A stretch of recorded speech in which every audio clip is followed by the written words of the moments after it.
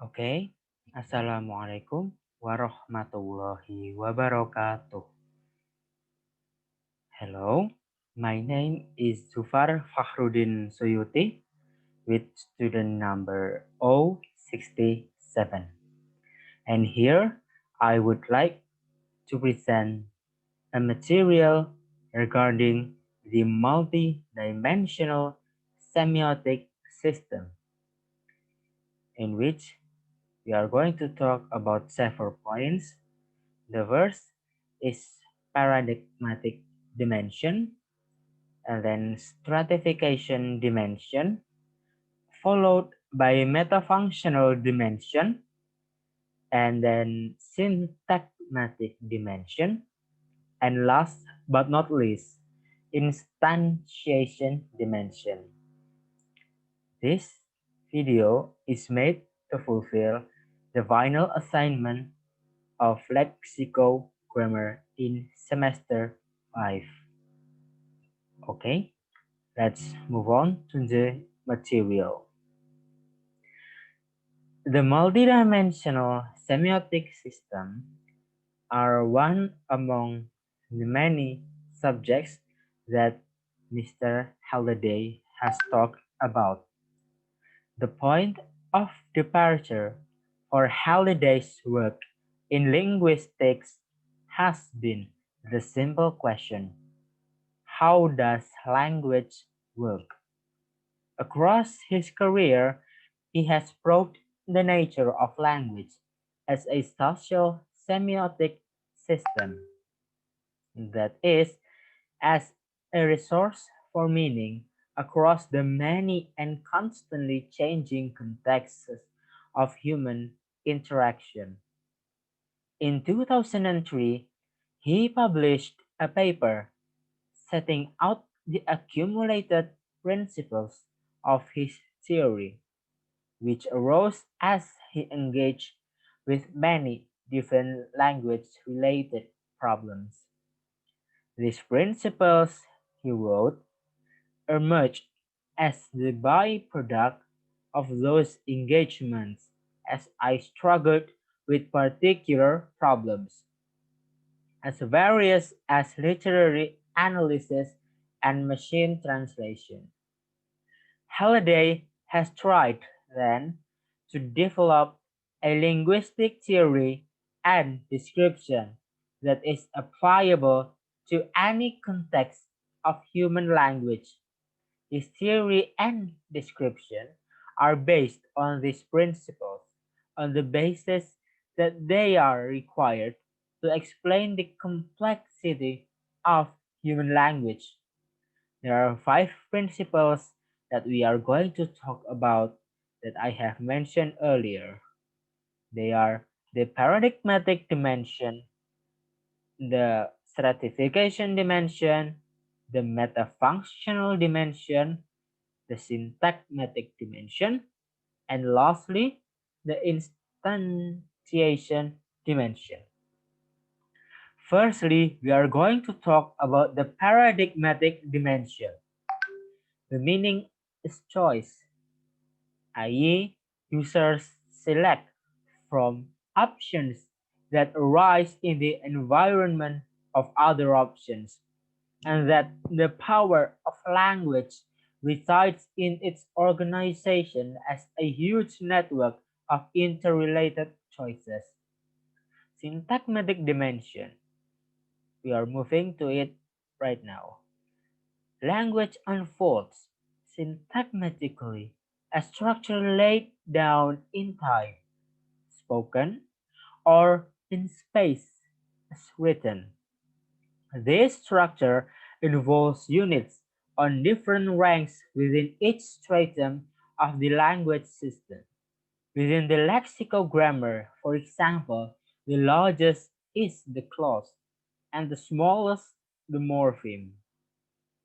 Intermediate between these ranks are the ranks of group or phrase and of word. Now we are going to talk about what the syntagmatic and the paradigmatic dimension are.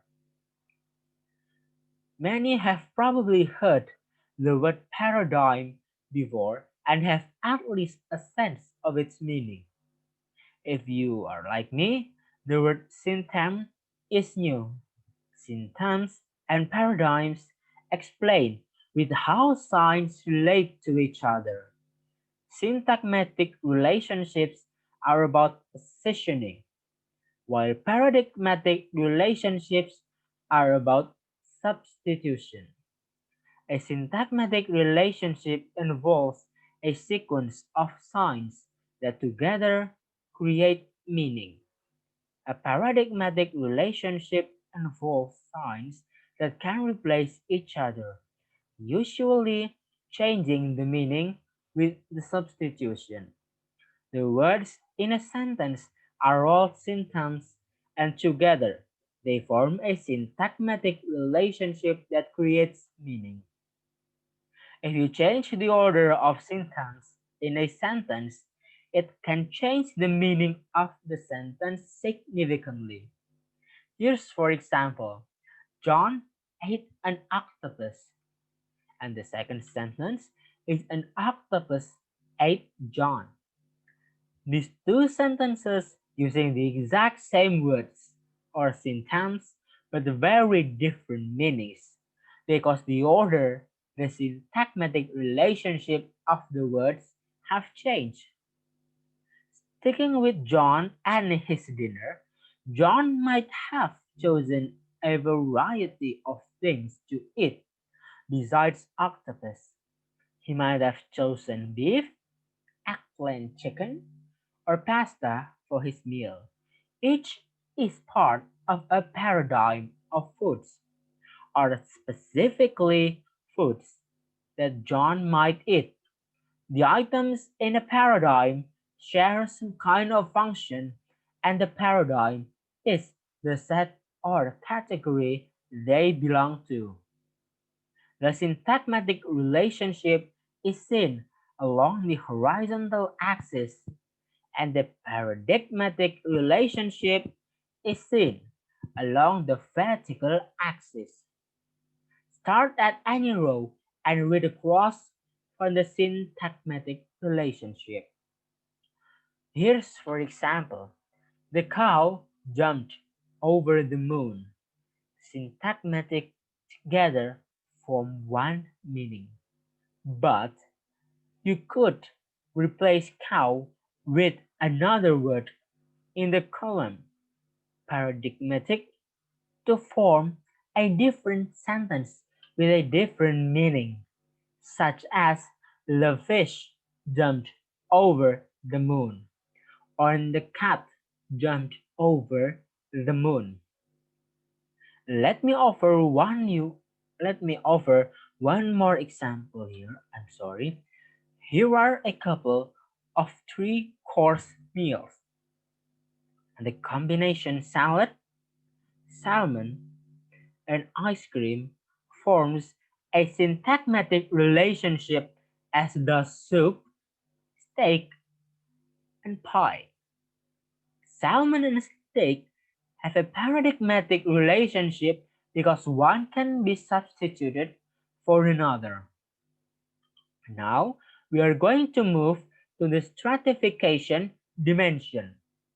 In the evolution of language from primary to higher order semiotic, a space was created in which meanings could be organized in their own terms as a purely abstract network of interrelations between the content of form pairing of simple semiotic systems emerged the organizational space, referred to as lexicogrammar. This development put language on the road to becoming an apparently infinite meaning-making system. Then, we are going to talk about the metafunctional dimension this time. Language displays functional complementarity. In other words, it has evolved under the human need to make meanings about the world around and inside us. at the same time that it is the means for creating and maintaining our interpersonal relations. These motives are two modes of meaning in discourse. What holiday terms the ideational and the interpersonal meta functions. They are organized via a third mode of meaning, the textual metafunction, which acts on the other two modes to create a coherent flow of discourse. Lastly, we are going to talk about the instantiation dimension. All of these resources are, in turn, predicated on the factor of instantiation, defined as the relation between an instance and the system that lies behind it. Instantiation is a formal relationship between potential and actual. Systemic functional theory assumes a very intimate relationship of continual feedback between instance and system. Those using the system may change that system. Yes, I guess that is everything that I can talk about the multidimensional semiotic system for now. I hope that it will be sufficient and will be useful. Okay, thank you very much for the attention. Wassalamualaikum warahmatullahi wabarakatuh.